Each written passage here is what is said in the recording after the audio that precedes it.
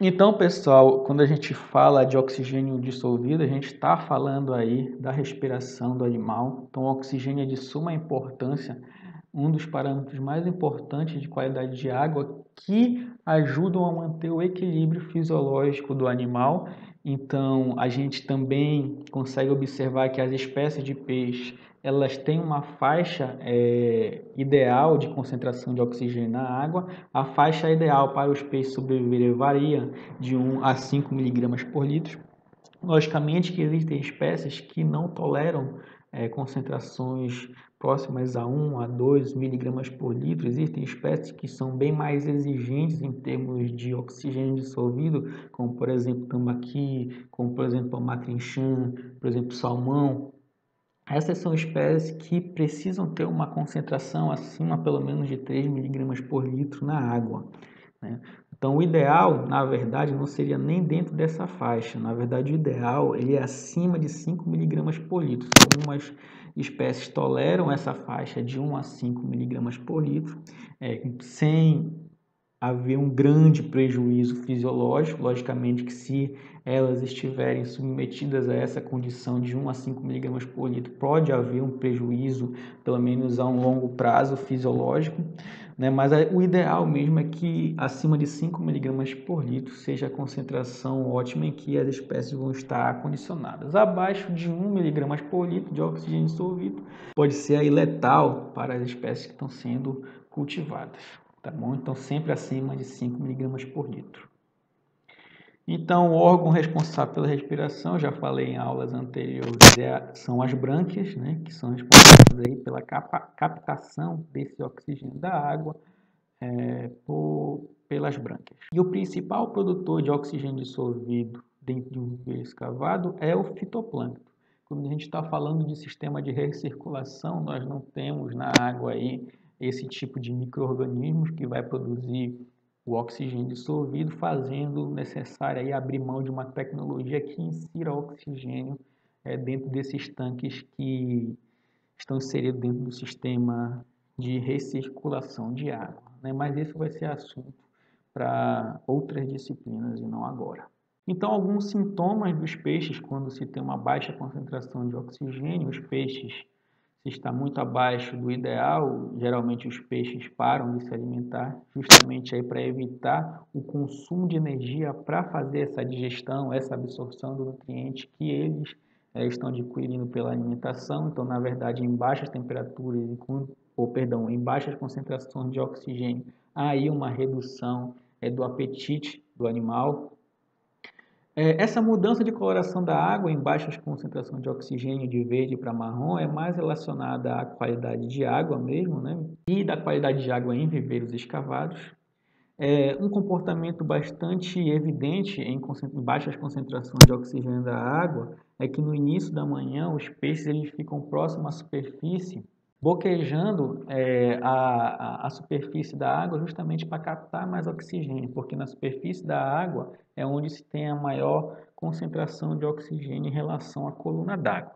Isso daí no início da manhã, logicamente. Geralmente, quando tem baixa concentração de oxigênio, os peixes eles vão estar concentrados próximo à entrada de água, partindo do pressuposto que na entrada de água, a água que está entrando ela é de melhor qualidade, ela tem uma maior concentração de oxigênio, e na entrada de água,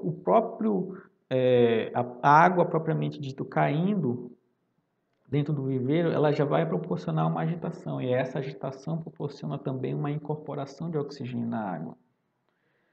Peixes na superfície nas primeiras horas da manhã, aquilo que eu acabei de falar, os peixes ficam boquejando na superfície da água nas primeiras horas da manhã, e isso é um sinal de que há uma baixa concentração de oxigênio, e em baixa concentração de oxigênio por um tempo muito prolongado pode ocasionar aí a morte. Mas esses detalhes vocês veem principalmente na disciplina de qualidade de água, tá bom?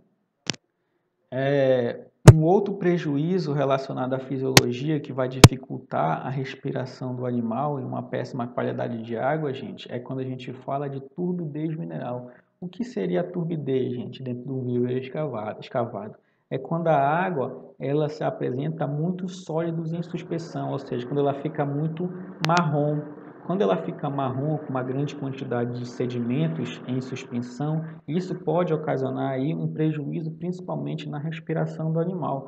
Por quê? Porque a água que ele vai passar pela boca, por dentro da cavidade opercular e que vai passar pela brânquia, ela está rica em sedimentos. E esses sedimentos, eles acabam ficando retidos nas brâncas, o que pode ocasionar aí obstrução das brânquias. E quando acontece a obstrução das brânquias, isso aí dificulta a respiração do animal. Então deve-se evitar águas mais ou menos com esse tipo de coloração, justamente porque a grande quantidade de sedimentos vai prejudicar a respiração do animal, né? Então isso é mais uma influência da péssima qualidade de água no funcionamento do corpo do animal, mais específico na respiração. E para finalizar, gente, a gente vai falar um pouquinho sobre os compostos nitrogenados que são produzidos pelo metabolismo dos animais, dos peixes.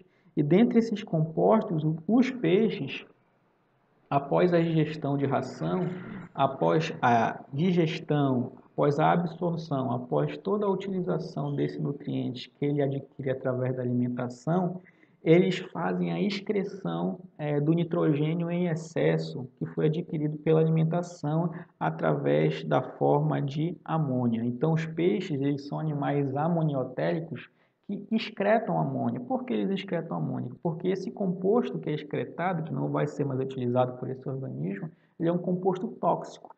Então, ele tem que excretar essa amônia e é a partir daí que a gente vai começar a discutir um pouco mais em cima dela.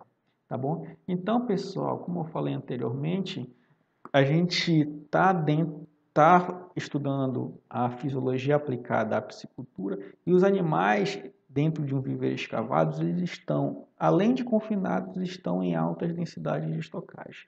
Então, imagine uma grande quantidade de peixe numa água que quase não é renovada, excretando amônia. Então, esse acúmulo de amônia dentro de um viveiro escavado pode ocasionar aí intoxicação pelo mesmo.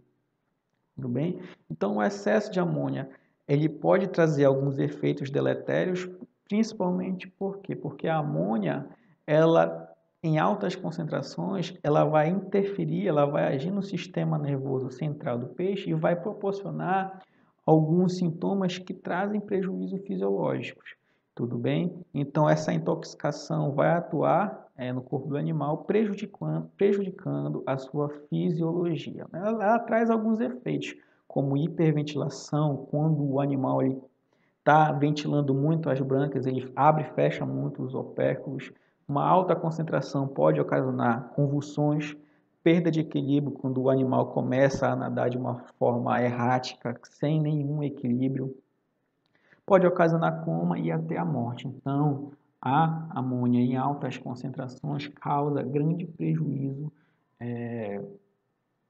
fisiológico para o animal e que vai ocasionar aí uma dificuldade de crescer, uma dificuldade de reproduzir e, dependendo da concentração, vai trazer a morte desses animais. Tá? Então, altas concentrações, elas devem ser evitadas dentro de um cultivo de peixe. Então, pessoal, aqui eu trouxe uma tabela nesses principais parâmetros que devem ficar na sua faixa ideal para os peixes, né? Então, temperaturas entre 26 a 32 graus Celsius, variando mais ou menos 26 a 32, 30, claro que isso vai variar de espécie para espécie.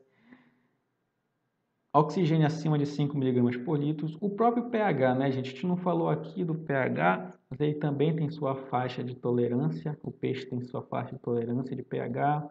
Alcalinidade, dureza da amônia também. Então, a amônia tem que estar numa concentração de menor que 0,1 mg por litro. Nitrito menor que 0,3 mg por litro. Eu não falei do nitrito, gente, mas o nitrito ele é uma substância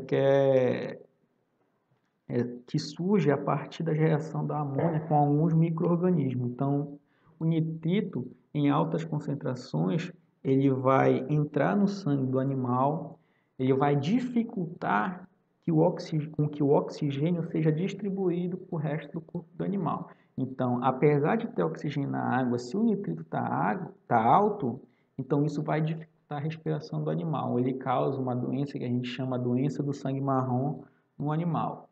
Tá bom? Aqui, o gás carbônico tem que ser menor que 10 miligramas por litro, tá bom? Turbidez mineral, é aquela turbidez que eu falei anteriormente, tem que ser menor que 80 miligramas por litro. E a transparência aqui entre 40 e 60. É claro que vocês vão ver a relação de todos esses parâmetros entre si e como efetuar o manejo desses parâmetros de qualidade de água para ficarem dentro dessa faixa ideal para os peixes. Isso vocês vão ver em qualidade de água. Aqui nós estamos vendo um pouco das respostas da fisiologia do animal em função dessa variação nessa faixa ideal. Tá bom? Qualquer coisa, eu estou aqui, mandem mensagem e até a próxima aula. Abraço!